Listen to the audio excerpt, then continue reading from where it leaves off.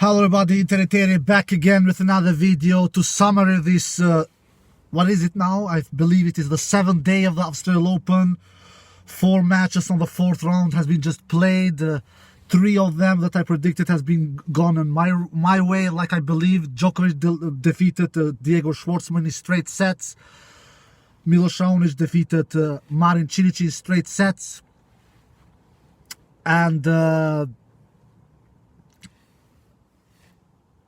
Roger Federer defeated Fusovic in 4 sets. And then we had one of the matches that went not my way, and of course I was not sure about that guy, that he will win. Of course I'm talking about Fabio Don Fognini.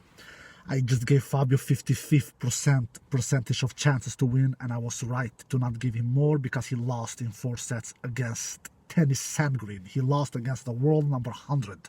But you know, guys, I've spoken about this world ranking in tennis before.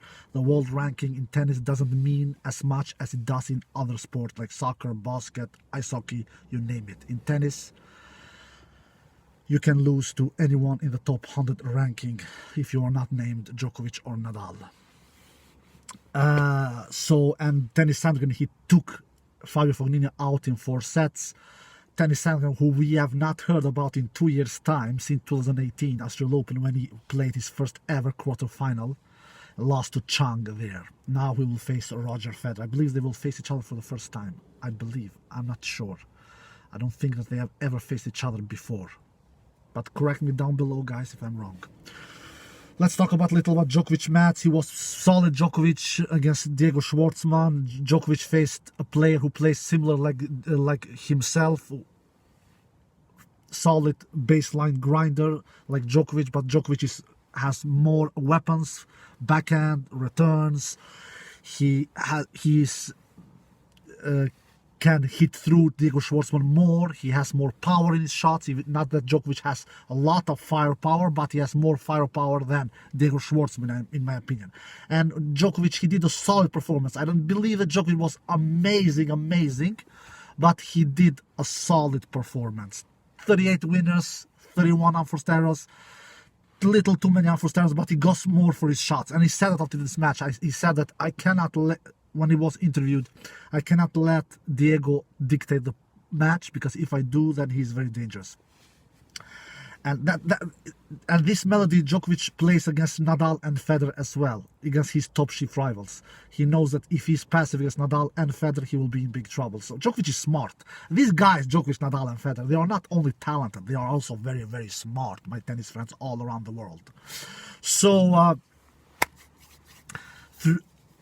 very expected result from Djokovic taking out Diego Schwartzman. Diego Schwartzman is a solid top 20 player in the world, but let's face it, he has not any good serve. And can we blame him? He's very short for being a tennis player. You cannot be successful in big matches, in big tournaments, if you're that short like Diego is. He needs, and it's not his fault. We cannot decide over our body how long we will be or things like that. But he is short and he cannot defeat these big giants, Djokovic, Nadal and Federer, with that length. He cannot do that. He can do that with other players because he's solid, he's consistent, he's a ball basher from the baseline. He doesn't miss a lot. He's a worse version of Daniel Medvedev with a very worse serve than the Russian. The Russian has a pretty good serve and he's pretty tall, so that's why he has a better reach with his arm. So, but Djokovic, solid performance from Djokovic. Was he superior? No, I don't think he was superior, because 31 unforced errors. It's a little too many unforced errors, but Djokovic did what he needed to do. Djokovic plays and raises his level towards what he faces on the other side of the net. He didn't need to raise his level more than that. It was enough. Straight sets, and he's through to the quarterfinals against Milos Raonic.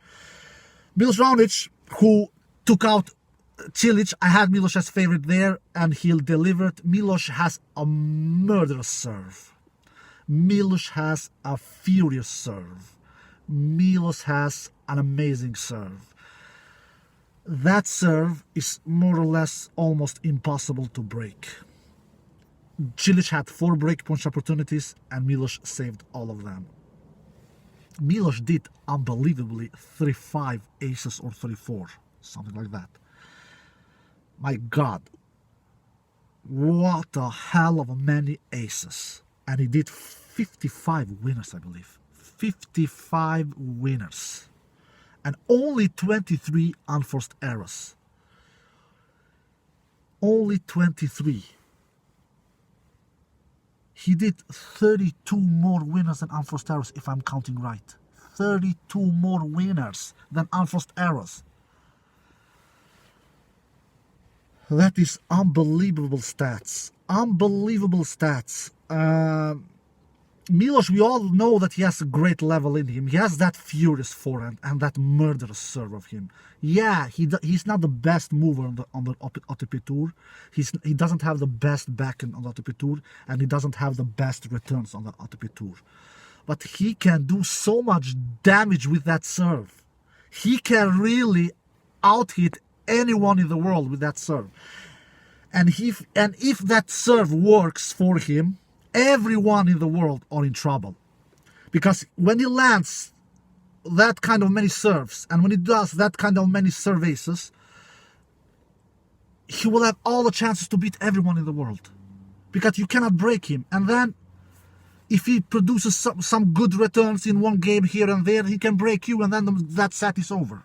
And if the set goes to a tie break, then Milos has advantage there as well with the serve. But now he's facing the greatest serve returner of all time. And we all know who that is. Novak Djokovic, who loves to neutralize big servers. And who is 9-0 on the head-to-head against Milos Raonic. So Milos Raonic has never defeated Novak Djokovic. Will he defeat Novak Djokovic for the first time in his career here at Australian Open? I don't think so. But I give Milos Raonic a chance. I have Novak as the favorite, but I give Milos a chance, especially with that kind of many services. He even said after the match, if I want to beat Djokovic, I need to do even more than 34 aces. And he's right. He knows it. He's facing the greatest serve returner of all time. And Djokovic is solid. Djokovic will take Milos Raonic from the baseline, so Milos will not have any long rallies. He will not desire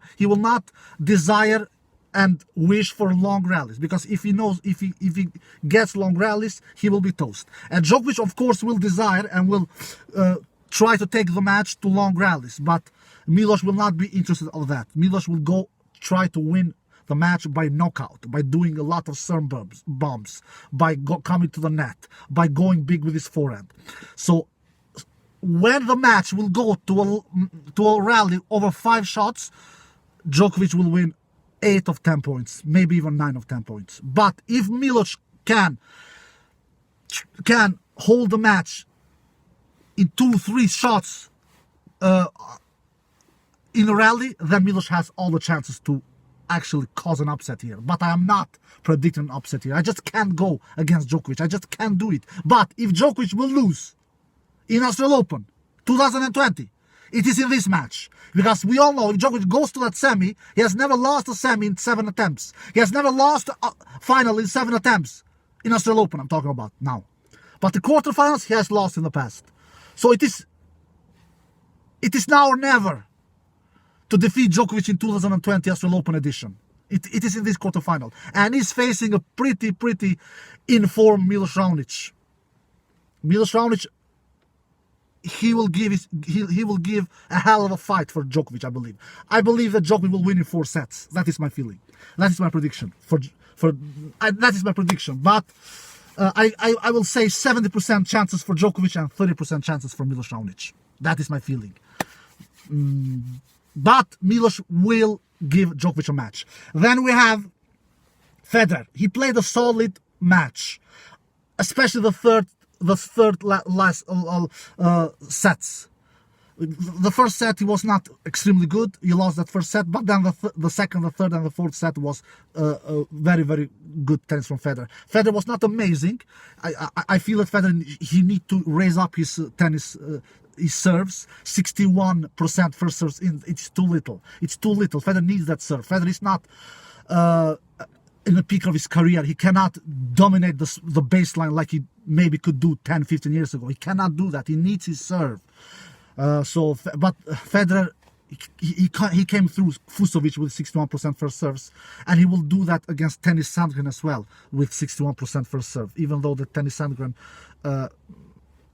he has had a good run. He's in quarterfinal. He has defeated some quite decent players like Sam Querrey and Fognini as well.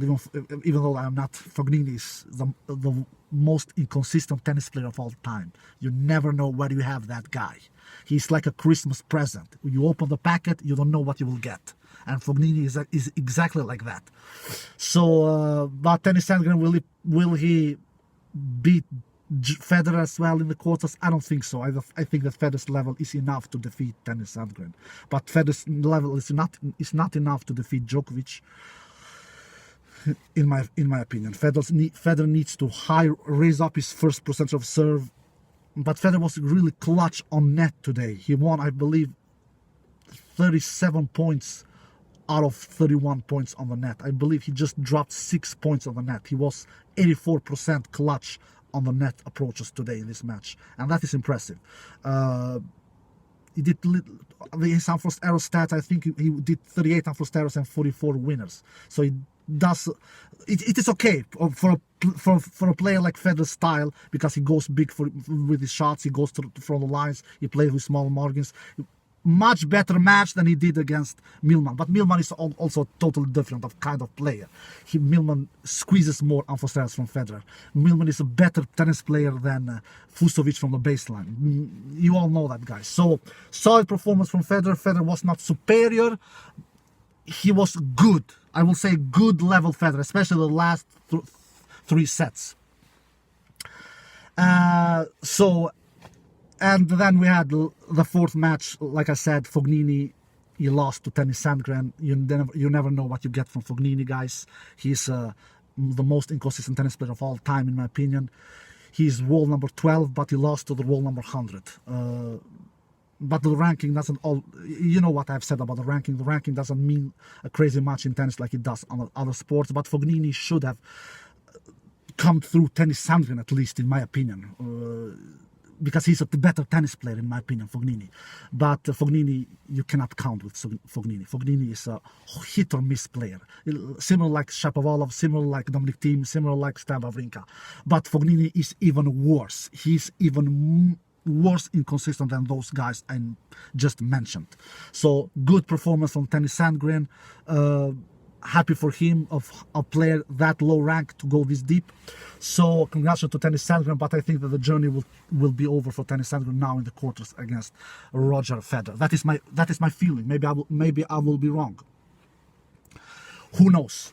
So all right, guys, this is it for today. And and these 4 matches went 3 like I expected, and 1 was a little surprise, not much, when Tennis Sandgren defeated Fognini, because I didn't have big belief that Fognini will defeat Tennis Sandgren. I gave him only 55% of winning chances, and 45 to Tennis Sandgren. So, guys, that's it for today. I hope you enjoyed this video. Take care and bye bye.